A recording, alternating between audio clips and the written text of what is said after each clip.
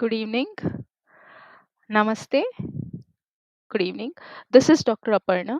I am your emotional healing synergist. I am an Ayurvedic psychotherapist, a passionate infopreneur, medical writer, and a budding YouTuber.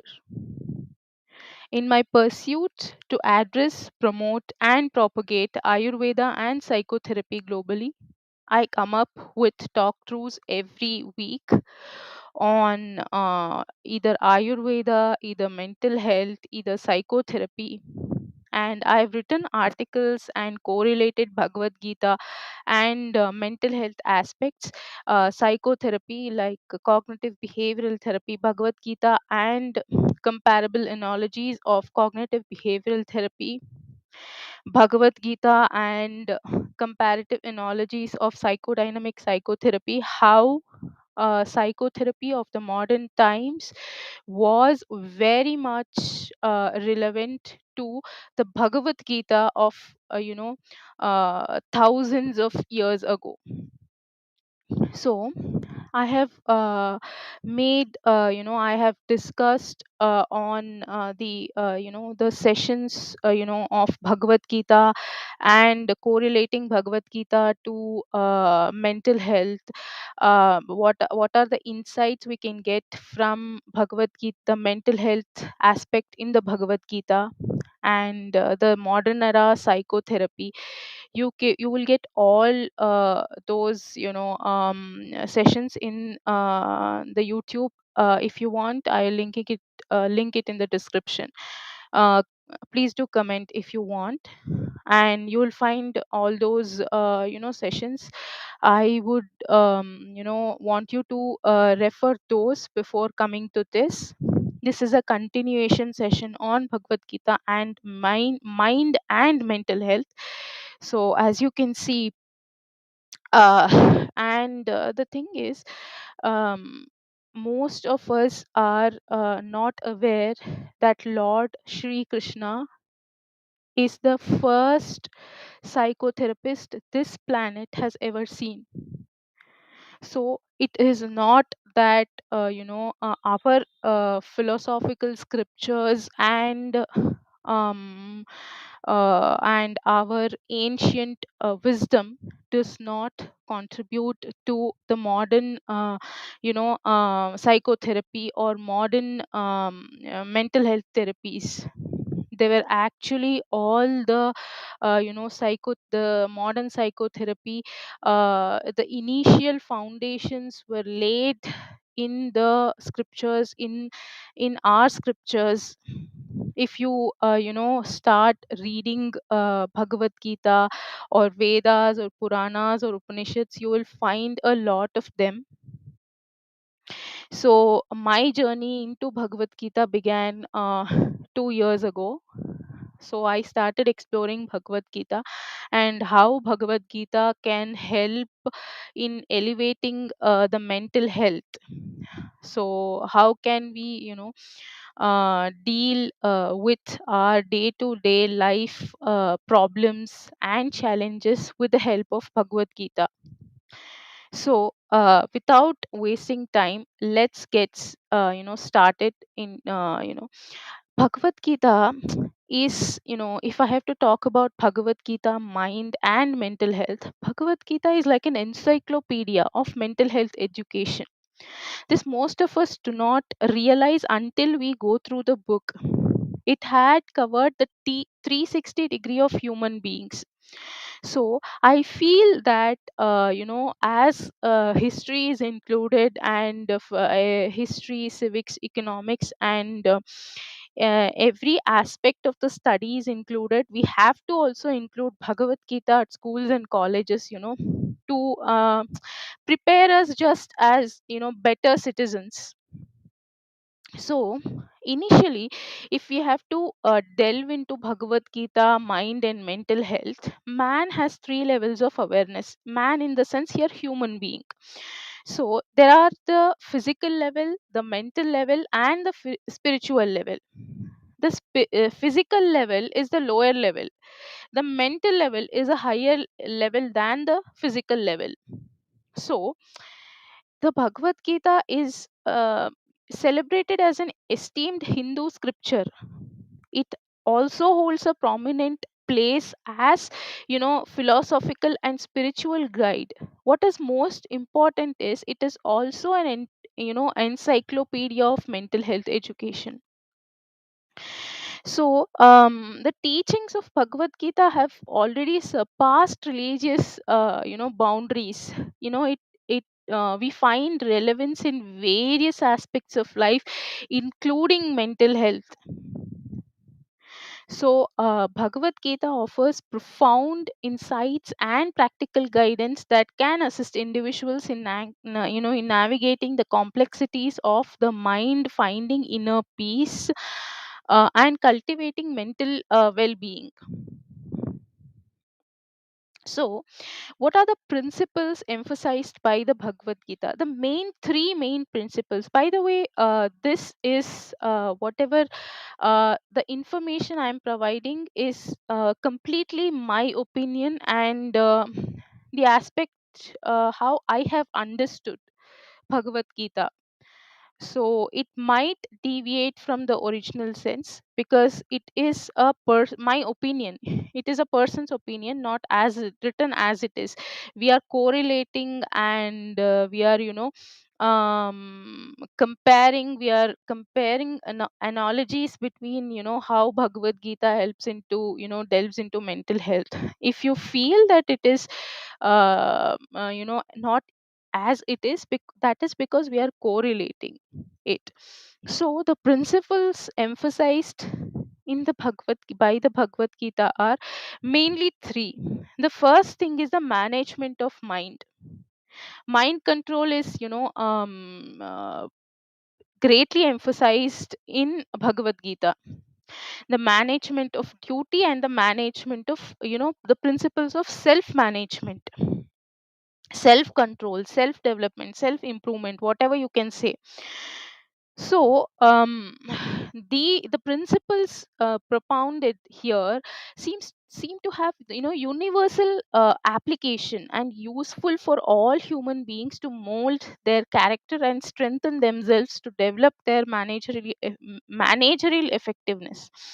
So I have heard many some of the renowned personalities talking on Bhagavad Gita, how Bhagavad Gita is a business manual. It has insights on business management or managerial effectiveness. So Bhagavad Gita is increasing in mind management and reducing mental and physical illnesses is an important stimulus of human growth and creativity, as well as an inevitable part of life. So some of my favorite shlokas which help in the self development as well as elevating the mental health is one thing that we all have to know is this. I have elaborated in one of my other sessions on Bhagavad Gita as well. See, the shloka goes like this: Uddharet atmanatmanam natmanam avasadayet. Atmaiva hi atmano bandhur, atmaiva hi ripuratmanah. That means Lord Krishna here explains that let a man lift himself by his own self alone. That means only you can help yourself. So let him not lower himself, for he himself is his friend, he himself is his enemy. That is what it says. Atmaivahi atmano bandhur, atmaivahi ripuratmanah. That means this verse reiterates the significance of self mastery and self improvement. So, this stresses that an individual has the power to elevate themselves or diminish their own health. So, and well being based on their actions and attitudes. That means it comes into the accountability aspect as well. So, this is one of my favorite shlokas in Bhagavad Gita. And the next shloka is, by the way, this shloka is from chapter 6 and verse 5. And there is another shloka from chapter 6 and words 7, which says, jitatmanah prashantasya paramatma samahitah शीतोष्ण सुख दुःखेषु tada tatha manapamanayoho. That means the one who has conquered the mind. It talks about conquering the mind control. That means the person who has conquered the mind finds, who has conquered the mind finds the supreme self abiding in their own heart. So jitatmanah prashantasya paramatma samahitah. So they experience the ultimate peace and tranquility. So such a person remains undisturbed by the dualities of cold and heat. Shitoshna sukha dukkeshu.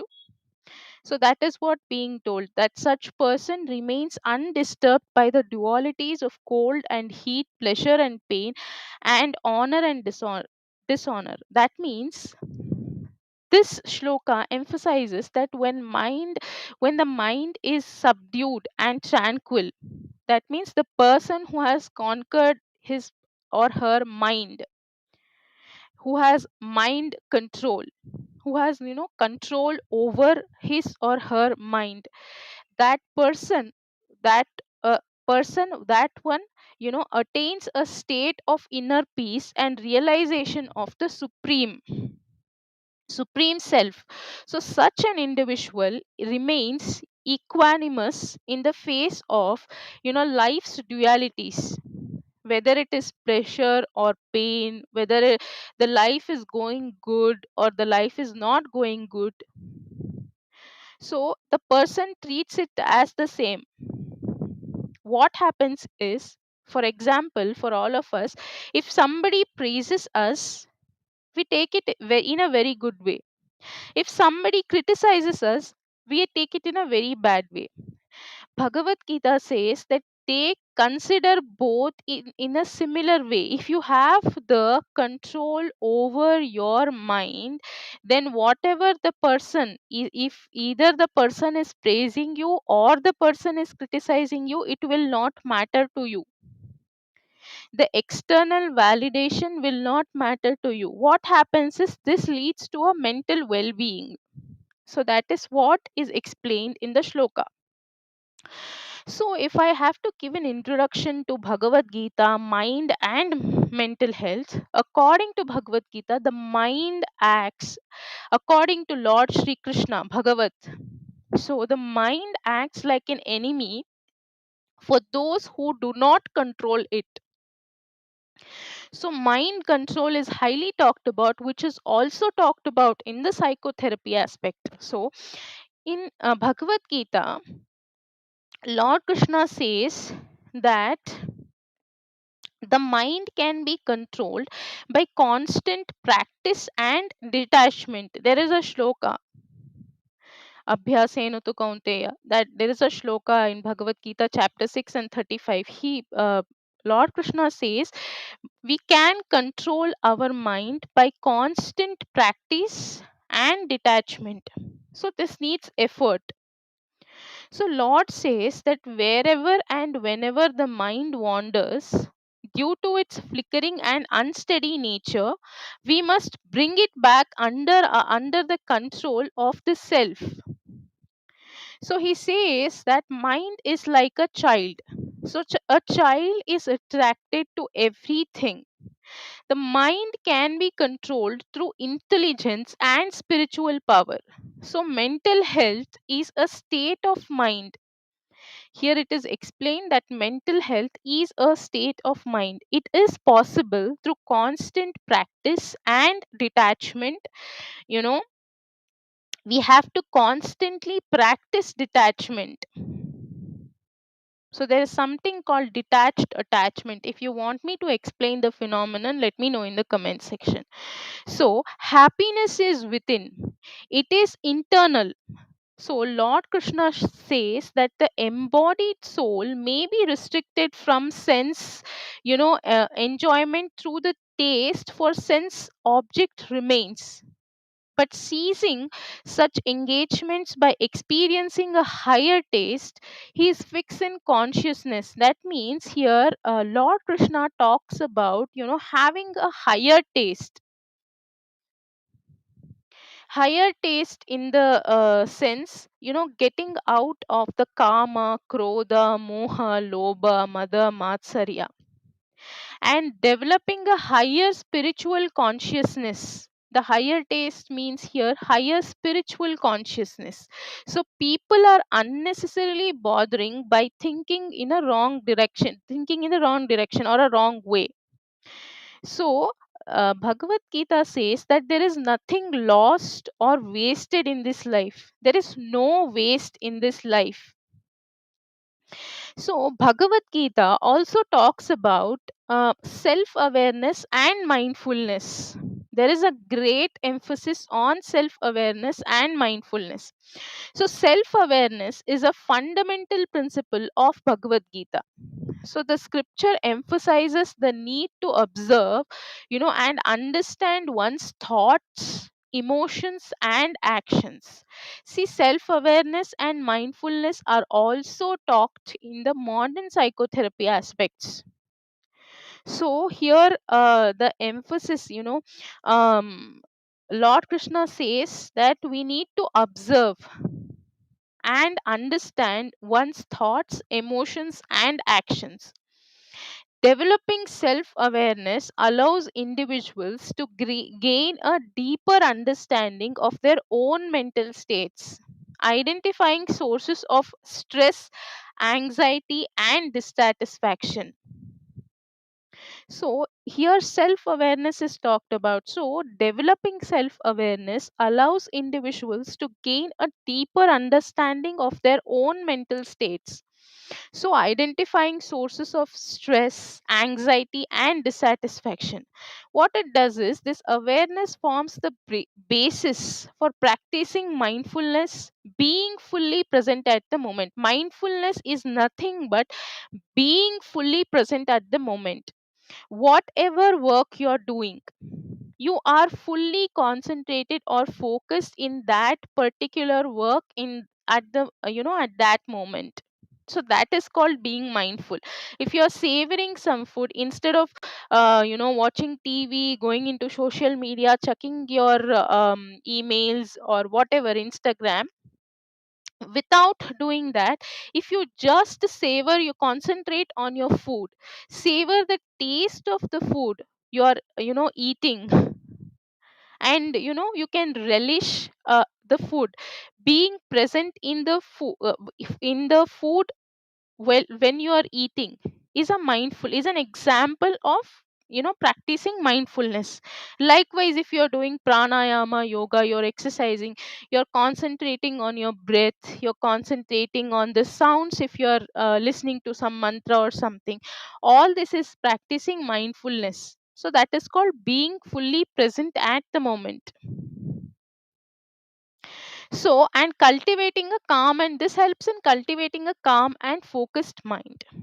So, the next principle which is talked about is detachment and non attachment. So, Bhagavad Gita teaches us the concept of detachment. So, highlighting the importance and of performing one's duties without being attached to the results. So, um, you might have heard this sloka, Karmanyavadikaraste ma phaleshu kadachana. So that means it teaches the concept of detachment, highlighting the importance of performing one's duties without being attached to the results. This teaching, we are constantly attached to the results of whatever work we are doing. At what result will I get, what result will I get, instead of being attached to the results. Lord says here, be attached to your duty, be attached to the process. This is also talked about in modern psychotherapy and modern self-help books. If you have read through modern self-help books, this is the concept which is mostly talked about. So the roots again I would like to say, were in our scriptures, our ancient scriptures. Because that is because we lock it in our puja rooms, and we just keep it and pray the book, and we don't happen to open the book and read. We don't know, we are not aware of many things, we are ignorant of many things. So, as I said, so the importance of performing one's duties without being attached to the results. So, this teaching holds particular relevance to mental health, as an attachment, to outcomes. Here, what it is taught is, don't be attached to the outcomes. What happens is, if we are attached excessively to the outcomes, it often leads to anxiety, fear of failure, stress, and dissatisfaction. By embracing non attachment, because results are not in your control, you accept it or not, results are not in our control. What is in our control is performing our duty, concentrating on the process, giving our best. So by embracing non attachment, individuals can elevate unnecessary stress and find contentment in the process rather than solely focusing on the outcome. So when we look at the thinking process or the mind, we see that it is an involuntary action. So thinking process, you cannot voluntarily think. Whatever we think, is involuntary. Whatever you are thinking now at the moment is involuntary. You're not voluntarily thinking, it is almost involuntarily. That means whether you want that thought or not, the thought goes on. So we also know that when we need, we can control our thoughts. So we have to learn to control our thoughts. The thoughts are, of two types. One is the intellectual thought, the second is the emotional thought. So the intellectual thinking is voluntary and the emotional thinking is involuntary. Then there are the combinations where our own um, intellectual thinking reduces emotions. So the intellectual thinking, the thinking we do in the aspect of intellectuality, is always voluntary, but the emotional thinking is always involuntary. So we can control our emotions also through intellectual thinking. If we develop the habit of voluntary thinking, that is intellectual thinking, what we can do is we can control our emotions.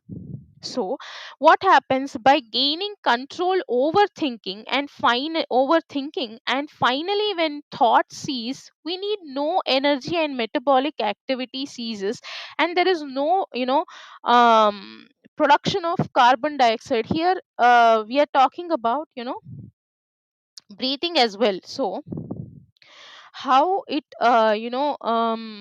gaining control over your thinking is um, is helpful in mindful breathing as well. So it is not easy to attain the state of controlling our emotions through intellectual thinking. So that is why we have to read Bhagavad Gita. And Bhagavad Gita, if we start reading it, it teaches how to reach this state of mastery. So then the next aspect the Bhagavad Gita talks is the restless mind. So as I said, the problem of the human mind is made explicit in the first chapter of Bhagavad Gita. That means Arjuna asks Krishna that Chanchalam hi manaha Krishna. So Arjuna, in the center of the battlefield, does not think of the war. His mind has gone away from the battle and is thinking of everything other than the war. So even in a situation like the war, if the mind can take you from the situation, you have to you have to face, your mind will definitely go away in a casual situation. So that was the question Arjuna was asking to Krishna. That happens to all of us. We are not in the present moment. Our mind will wander and keep flickering. So this challenge, the challenge we all face, is then to be focuses on the job at hand in each moment of our lives. So to tackle this problem, Arjuna, representing all of us, asks, you know as I quoted it earlier, chanchalam hi manah krishna pramati balavaddrudam tasyaham nigraham manye vayoriva sudushkaram. So Krishna says the mind is restless. He says that Arjuna says that Krishna, the mind is restless, agitated, strong, and unyielding. I think of controlling it, and it is more difficult than controlling the wind. So Arjuna says that controlling the mind is more difficult than controlling the wind. So mind here is compared to the ocean, which always is turbulent. So, but we find the nature of water that is to be very calm. So water in the tumbler is calm. Similarly, nature of the mind is to be calm. So the sea is restless because the wind blows over it. Similarly, the mind is restless because of the thoughts. So if you avoid thoughts, mind will also be calm. You know. See, then Krishna answers the question.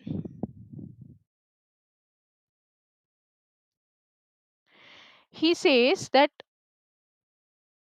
asamshayam mahabaho manodurnigraham chalam. That means abhyasena tu kaunteya vairagyena cha grihyate. So he says, Arjuna, yes, the mind is hard to control. It is wavering. But oh Kaunteya, is he is addressing Arjuna. So by continuous practice, abhyasena to Kaunteya, so continuous practice and with detachment, it is possible. See, in a book like the Bhagavad-Gita, every word has a special significance. When Krishna says it is difficult to control the mind, he addresses Arjuna as the mighty armed.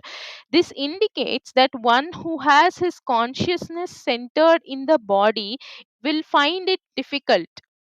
But when he says by continuous practice and detachment, it is possible, he addresses Arjuna as Kaunteya, which means son of Kunti. It implies that you should have the attitude of loving surrender to as towards a mother, and you will be able to gain control over your mind. So here, it talks about the having surrender, being surrendered to the Lord and to your mother. Here he is addressing his mother. So the next aspect is how the steady mind, how should we keep our mind steady.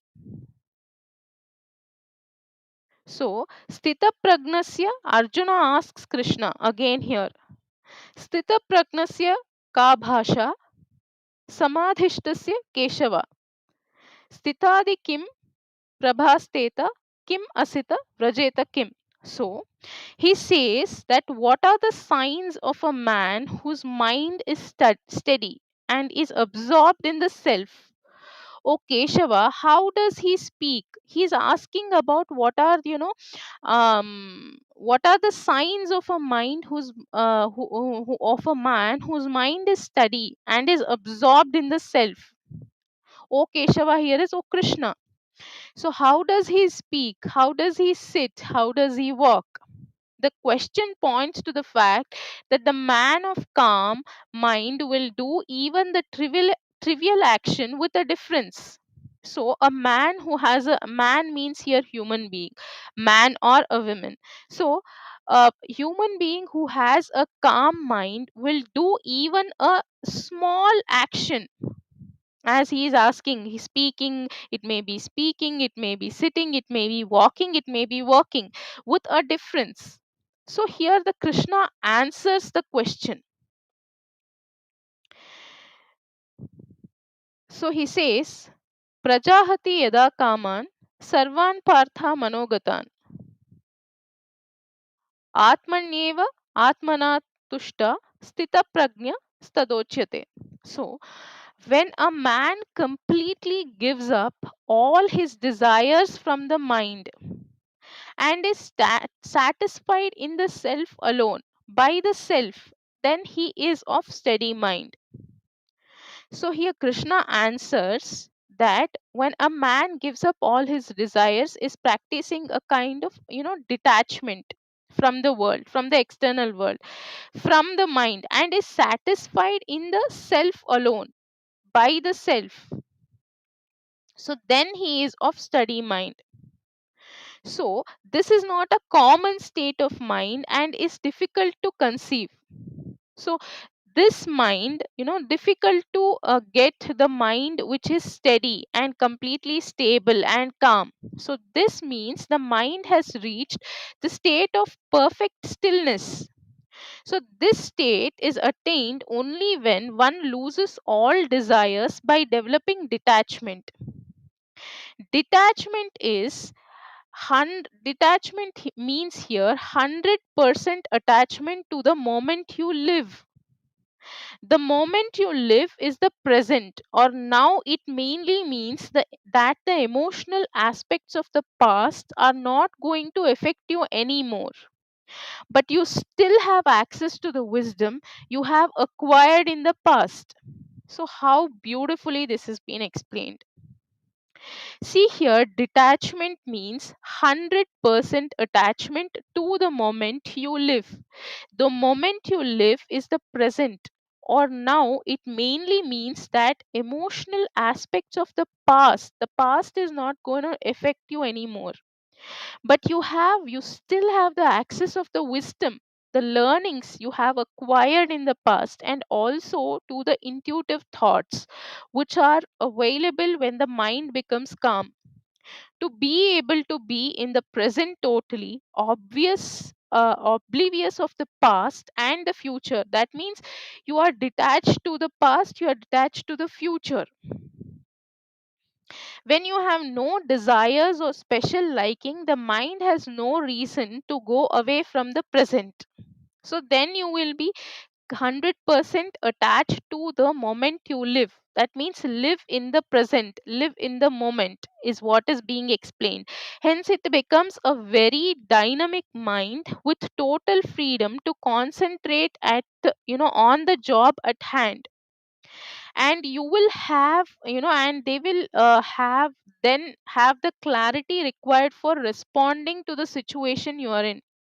If you are detached from the past and if you are not attached to the future, what will happen is you will have the clarity required to respond to the situation you are in at the moment. And it becomes a very dynamic mind with total freedom to concentrate on the job at hand. So here, how does Bhagavad Gita redefine the mental health? So, with the understanding we have gained from the Bhagavad Gita, we can redefine mental health. How? A healthy mind is one which is capable of responding to each moment of life confidently. Those who have followed what we have been discussing would have understood that we actually live only this moment or now. So it is totally transitory and we have to respond here and now itself. You cannot postpone, because the now not go you know the present is not going to wait for you. The future can wait, the past can wait, but the present is not going to wait. So the past is anyways, you can't change the past, and you can wait to think about it. And the future, you have no control over future. So the only thing we can learn here is live in the moment. That means this indicates that a mental health will have to be the outcome of training. To face each moment confidently, you have to be clear about the goal. You need knowledge to find the path to the goal, and this knowledge has to be gained by training. Training here means constant practice, you can say. And this path you decide with the knowledge becomes dharma. So you also have to train to gain the skills required to implement the knowledge. Otherwise, the knowledge will also be of no use. So this is my way of implementing whatever we learned from, you know, um, the Bhagavad Gita till now. So to understand this, I'll give you an analogy. So, a driver, suppose we'll take an example of a driver. He knows where he is and where he has to reach. So the route is known. He has the skill as a driver. Now, when he drives the car, he does not think of the destination. He is fully concentrated on the road in front of him. He does not keep wondering when the next turning is. He turns only when he reaches the turning. So that will finally take him to the destination. So that the driver is, a person. When he has a passenger, he knows which area he is, where he has to reach. When the route is known, he, as a driver, he has the skill of driving. So what he does is he do not have to think of the destination while he is driving. He is fully concentrated on the road in front of him. So he does not keep wondering when the next turning is. So this will finally take him to the destination. So Lord Krishna here is telling us to do the same. So for a healthy functioning of the mind, desires have to be controlled, and this is explained in the further shlokas. So we will talk about